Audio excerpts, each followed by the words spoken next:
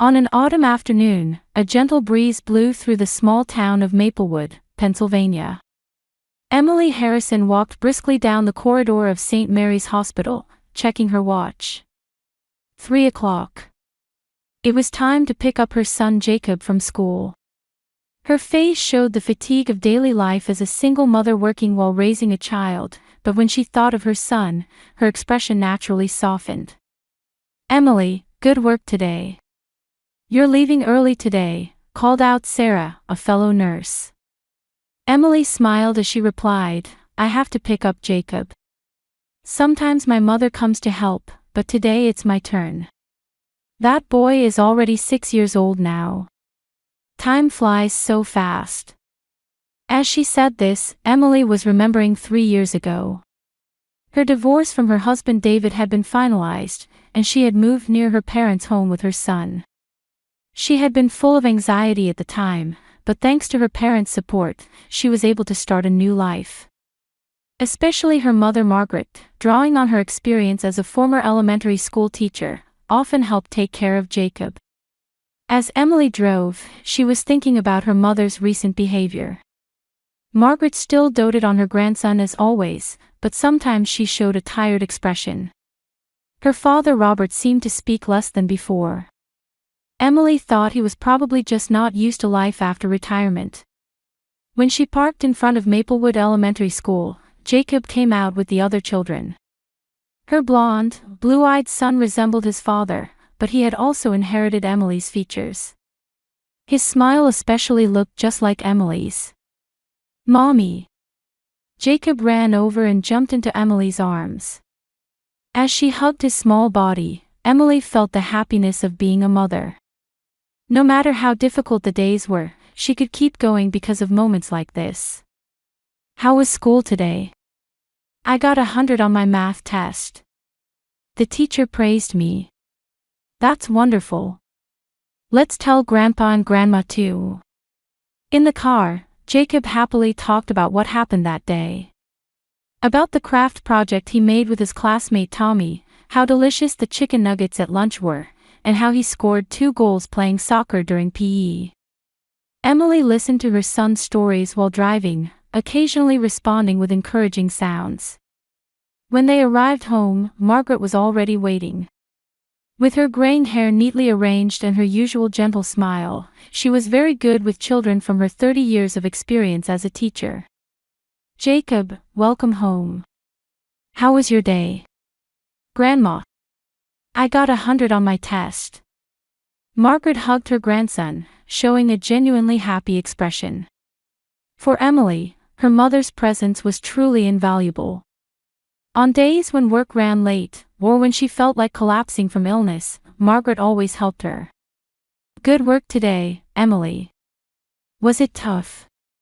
"The usual. But having you here really helps me so much, Mom." Margaret smiled and began preparing tea in the kitchen. As Emily watched her mother's back, she was filled with gratitude. After the divorce, her anxiety about raising a child alone had been overwhelming, but she was able to overcome it thanks to her family support. Her father Robert also had more time since retirement, so he spent more time with Jacob. True to his meticulous nature as a former banker, he seemed to enjoy teaching his grandson math and doing garden work together. Jacob was also fond of his grandfather, and every weekend he would visit his grandparents' house without fail. Emily believed without doubt that this peaceful daily life would continue forever. The whole family was healthy, her son was growing up well, and both parents were watching over their grandson's growth. Though there were hardships as a single mother, with the support around her, she was able to live a sufficiently happy life. In early October, when Emily returned from work, Jacob was sitting alone in the living room. He was supposed to be spending time at his grandparents' house as usual, but for some reason he was at home. "Jacob, why are you here alone? Where are Grandpa and Grandma?" Her son shrugged his small shoulders as he answered, "Grandpa told me to go home." Emily frowned. Her parents usually doted on Jacob very much. Especially her mother Margaret treasured the time spent with her grandson above all else.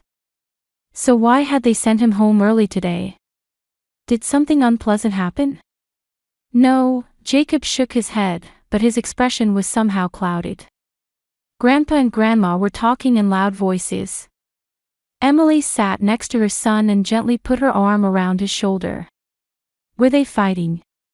I don't know. But Grandma was crying. That night, Emily called her mother. Margaret's voice sounded more tired than usual.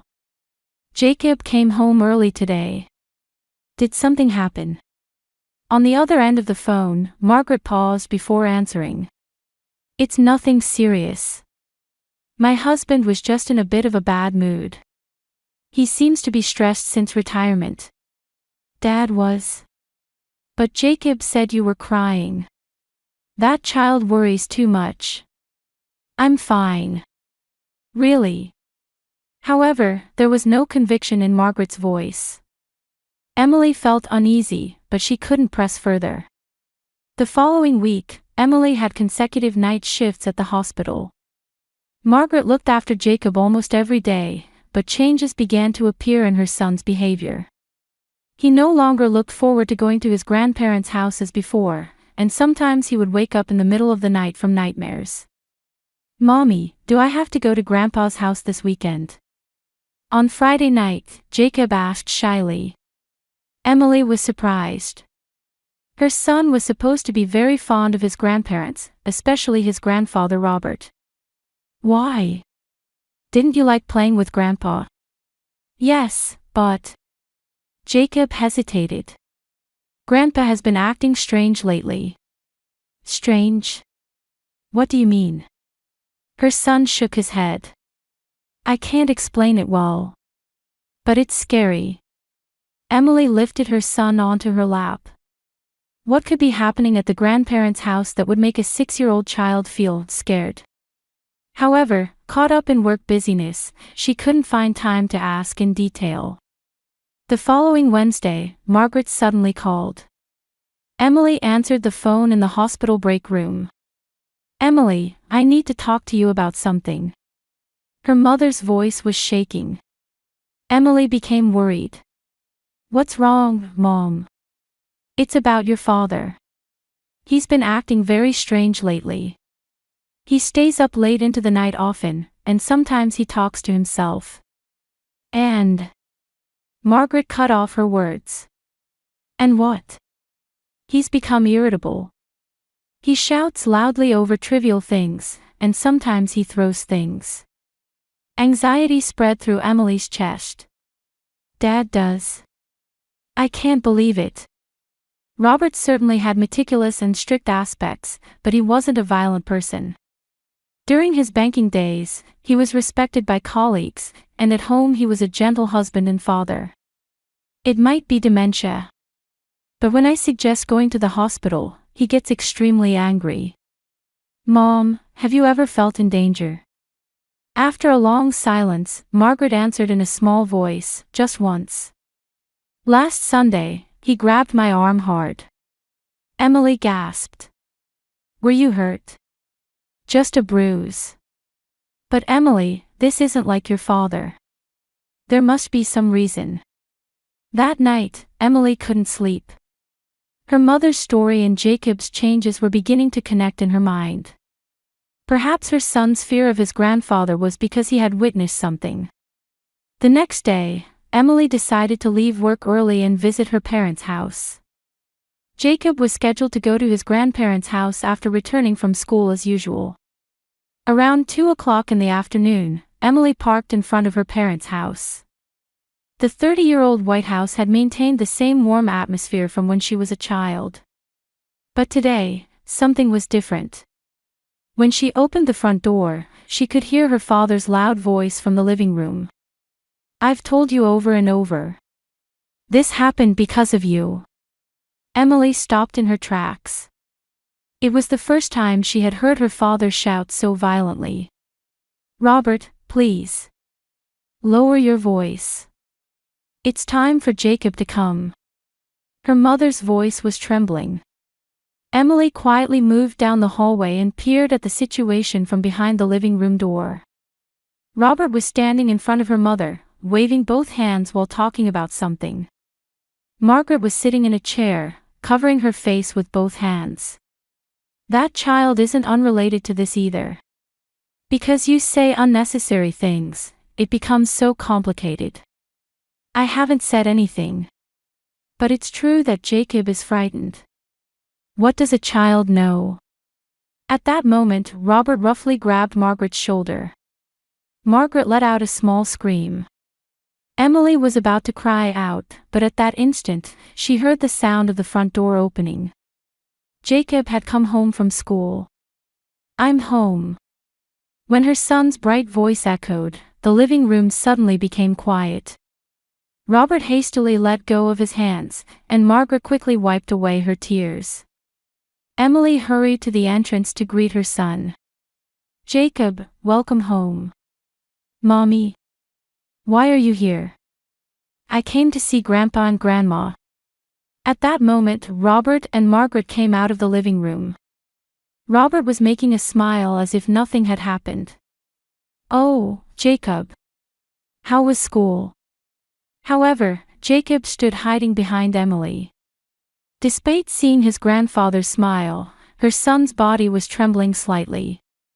"I'm going home with Mommy today," Jacob said in a small voice. Robert's expression clouded for a moment. "Why?" "You can stay and have dinner as usual." "He seems tired today," Emily answered protectively. "We'll visit again another time." On the way home, Emily asked her son, "Jacob, did something unpleasant happen at Grandpa's house? Tell me honestly." Her son was quiet for a long time, but eventually answered in a small voice. "I saw Grandpa hitting Grandma." Emily's heart nearly stopped. "When?" "Last Sunday. When I came back from the bathroom. Grandpa noticed me and said, 'This is our secret.'" Her son's small shoulders were shaking. Emily pulled the car over to the side of the road and hugged her son. "Jacob, thank you for telling me. You don't have to go to Grandpa's house alone anymore." That night, Emily called her mother many times, but no one answered. She decided to visit her parents' house again early the next morning. However, before that, fate began to move dramatically. On Thursday morning, as Emily was preparing to go to work, the phone rang. The caller was Robert. "Emily, I'm thinking of going out with Jacob, just the two of us today. I'd like to check out the new park that opened." Emily hesitated. After hearing her son's story yesterday, she was anxious about leaving him alone with her father. "Dad, actually. Don't worry. Men need time together too. We'll be back in the afternoon." The phone was hung up abruptly. Emily hurriedly called the school to confirm that the grandfather would be picking up Jacob. However, the uneasiness in her chest didn't disappear. At 3:15 p.m., Emily's cell phone rang. She was working in the pediatric ward of the hospital, organizing patient charts at the nurses' station. "Is this Emily Harrison?" "This is the emergency department at Maplewood General Hospital." At that moment, Emily's blood drained from her face. It was a call from the hospital where she worked. "Your son Jacob has been in a traffic accident. Please come immediately." When the call ended, Emily's hands began to shake. Her colleague Sarah rushed over. "Emily, what's wrong? Your face is completely pale." "Jacob was in an accident." She couldn't say any more. Emily hurried to the elevator and headed to the emergency department. The distance that usually took less than 3 minutes felt like an eternity today.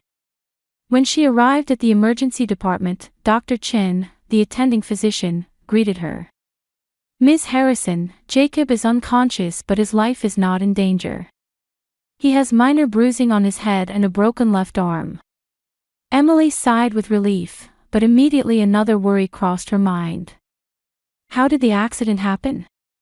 "He appears to have been hit by a right-turning car while crossing the crosswalk with your father. Your father has only minor bruises and has already been questioned by the police."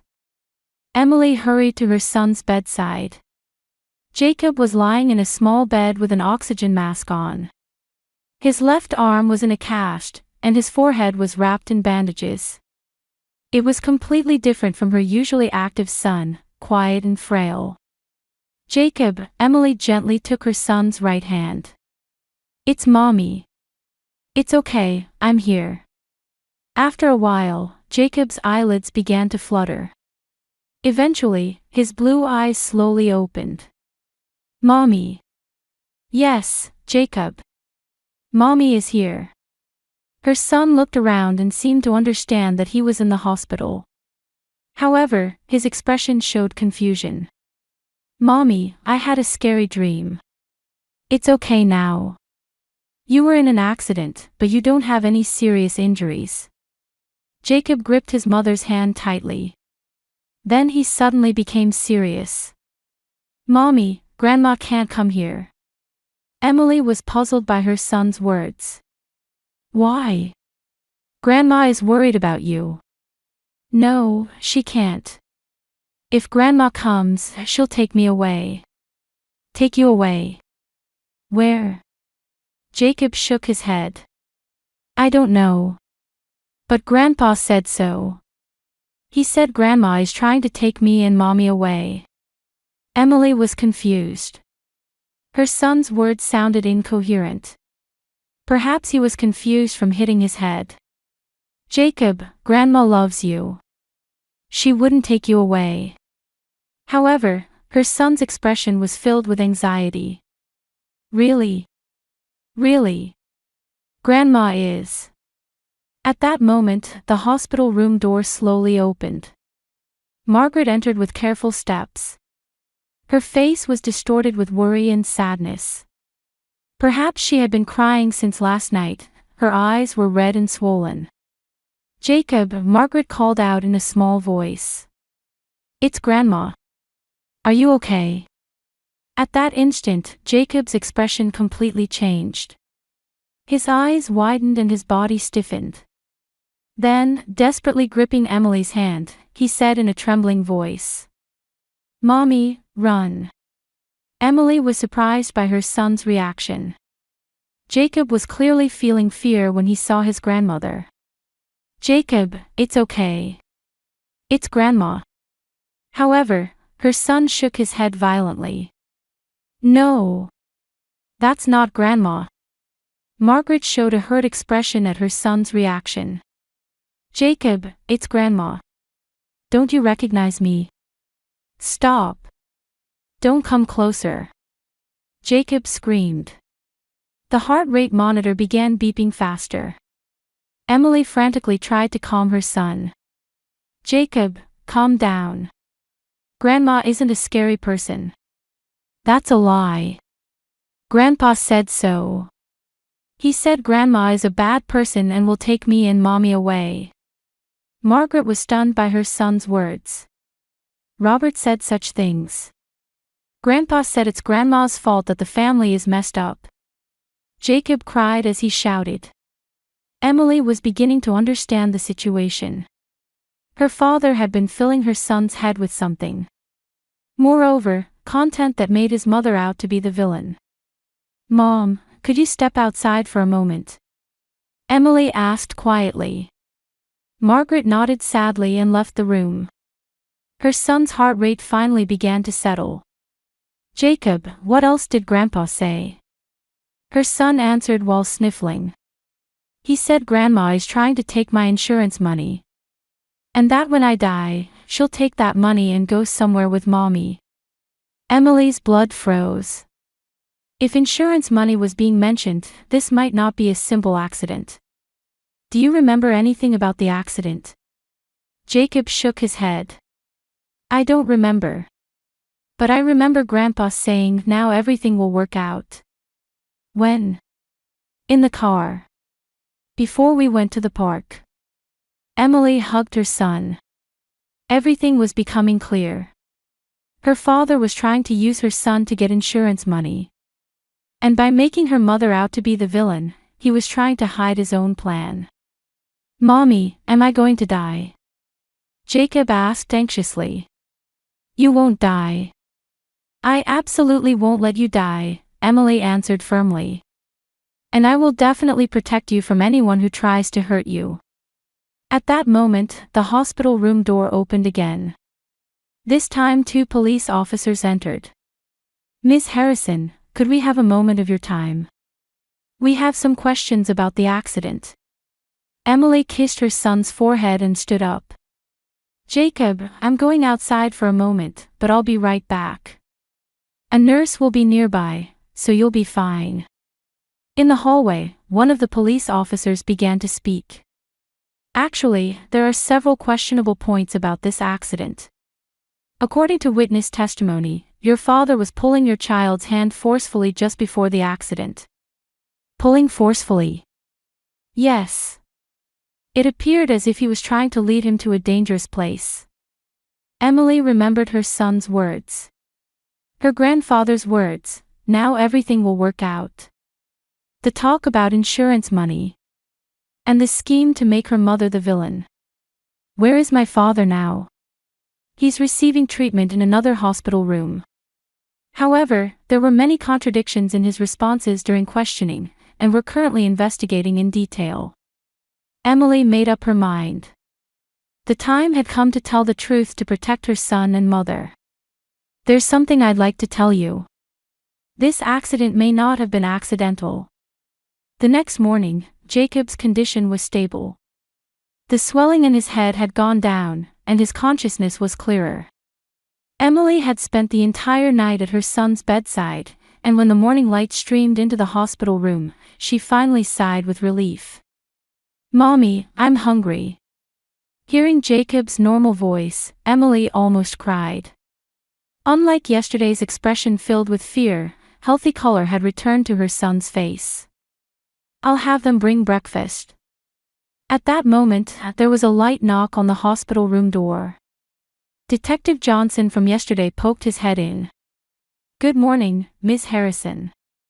How is Jacob feeling? Much better. Thank you. Detective Johnson looked at her son. How are you feeling, Jacob? I'm okay, her son answered a little shyly. Can you remember what happened yesterday? Before going to the park. Jacob looked at his mother. Emily nodded encouragingly. Grandpa came to pick me up in the car, her son began to speak carefully.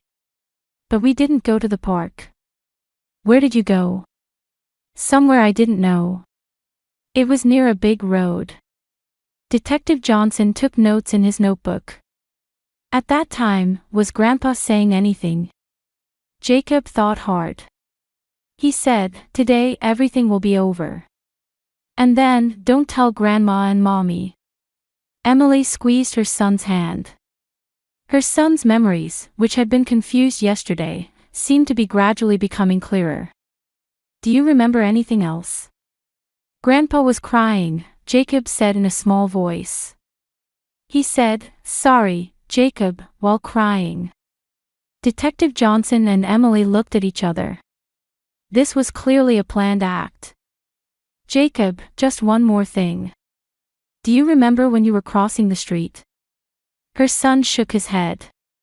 I don't remember. When I woke up, I was here. The detective closed his notebook. Thank you, Jacob. You're very brave. After leaving the hospital room, Detective Johnson explained the situation to Emily. There are major contradictions between your father's testimony and your child's story. Your father claims that he was playing with his grandson at the park and accidentally had an accident on the way home, but actually they were in a completely different location. And last night, when we searched your father's house, we found important evidence. The detective took out an envelope. This was discovered in your father's study. Emily was shocked when she saw the contents of the envelope. Inside were copies of Jacob's life insurance policy and documents related to insurance claim procedures. Furthermore, there were many debt collection notices. Your father had substantial gambling debts. A total of about $500,000. An amount that could never be repaid with just his pension. Emily looked at the documents with trembling hands. The insurance money. Jacob's life insurance is for $1 million. Your father is listed as the beneficiary. Anger welled up in Emily's chest. Her own father had tried to turn her grandson's life into money. But why did he try to make my mother the villain? There's an explanation for that too. The detective showed her another document. There are records that your mother had consulted with a lawyer about your father's debts. She was trying to proceed with divorce proceedings. Emily was surprised. She didn't know her mother was thinking about such things. Your father was afraid of his wife leaving him. If she divorced him, he might lose the house and property division. So he made a plan to get the insurance money and then pin the blame on your mother. How? By making Jacob believe that your mother was a bad person, he was trying to create a story that your mother was targeting her grandson. After the accident, we believe he intended to testify that my wife was targeting our grandson's insurance money and forced me to commit the crime. Emily was speechless. She felt nauseous at the despicable nature of her father's plan. At that moment, Margaret was walking down the hallway from the other end. She had been at the hospital since last night and looked exhausted. Emily, how is Jacob? Much better, Emily hugged her mother. Mom, I'm sorry. Yesterday our son reacted like that. Margaret shook her head. That child isn't to blame. I can roughly imagine what Robert put into his head. When Detective Johnson explained the situation, Margaret shed tears. I had a feeling something was wrong. Robert's behavior had been strange lately. Calculating something alone in the middle of the night, and the way he looked at Jacob had changed. Why didn't you tell me? I had no evidence. And I never imagined he would do something to his own grandson. Margaret choked on her words. The detective continued. Actually, the evidence that your mother secretly recorded became the decisive factor in this arrest. Margaret looked surprised. My records. The photos and diary you kept as evidence of domestic violence. Also, the record of your appointment to consult with Child Protective Services. Emily looked at her mother. Mom, you were bearing this all alone. I wanted to protect you and Jacob. But I didn't know what to do. The three returned to the hospital room and decided to tell Jacob the truth. It was difficult content for a 6-year-old child, but they shouldn't pile on more lies. Jacob, Emily took her son's hand. There's something important we need to talk about regarding Grandpa. Her son looked at his mother with a serious expression. Grandpa was sick. A sickness of the heart. That's why he thought about hurting you and Grandma. Is Grandpa a bad person? Emily chose her words carefully. He tried to do bad things, but it was because of his illness. But that doesn't make it acceptable. What about Grandma? Margaret approached her son's bed. Grandma loves you. I won't take you away. I've always wanted to protect you and Mommy. Jacob stared intently at his grandmother's face. Then he reached out his small hand. Grandma, I'm sorry. I was scared yesterday. Margaret took her grandson's hand and shed tears. You did nothing wrong. I'm sorry for making you feel scared. In the afternoon, Dr. Chin came by. Jacob, you can go home now. But you need to rest for a while. Emily put her son in a wheelchair and left the hospital. Margaret was with them too. The three of them would now begin a new life. In the car, Jacob asked, Mommy, what's going to happen to us now? Emily looked at her son through the rearview mirror. The three of us will live together. Grandma will be with us too. What about Grandpa? Grandpa will be in a special place for a while to treat his illness. Jacob nodded quietly. In his 6-year-old way, he seemed to be trying to understand the situation. Margaret turned around. Jacob, the scary things are over now. From now on, you'll be safe. Her son smiled. It was the first time she had seen such a relieved smile. Emily thought as she drove. Her father's betrayal had left deep wounds, but the family bond had become stronger. She had learned painfully about the importance of facing the truth. And she had also learned what a real family truly means. 1 year later, Emily, Jacob, and Margaret were greeting a peaceful morning in their new home. The small house in a quiet residential area slightly away from central Maplewood had become a true sanctuary for the three of them. "Grandma, I'll help with the pancakes." 7-year-old Jacob stood next to Margaret in the kitchen, trying to crack eggs with his small hands. A year had passed since that accident, and her son's smile had become much brighter than before. With the help of child psychologist Dr. Lin, whom he visited twice a month, he rarely had nightmares anymore. "You're good at this, Jacob. You've become skilled at cooking." There was deep peace in Margaret's voice. At 63, she had finished her divorce proceedings and was free from a violent marriage. She continued weekly counseling sessions and was gradually recovering from the fear and guilt she had carried for years. Having changed her hairstyle and begun wearing brighter colored clothes, she seemed like a different person, full of life. Emily listened to her family's conversation while reading the newspaper. This morning's article contained a follow-up report on her father Robert's sentencing. He had been sentenced to 15 years in prison for attempted premeditated murder and child abuse. Mental evaluation revealed gambling addiction and severe depression, but this did not lighten his sentence. For Emily, her feelings toward her father were complex. Hatred and sadness were mixed together, but gradually they were being sorted out over time. Family therapist Dr. Smith had taught her that forgiving and forgetting are different things. Emily was learning to forgive her father, but she would never forget. "Mommy, let's go to the park today," Jacob suggested while stuffing pancakes into his mouth. "That sounds good. Let's go together with Grandma." The three of them had started going out together about 6 months ago. At first, Jacob was afraid of crowds and didn't want to leave Emily's side. However, through Margaret's patient love and Emily's consistent support, her son gradually opened his heart to the outside world. At the park, Jacob was playing energetically with other children.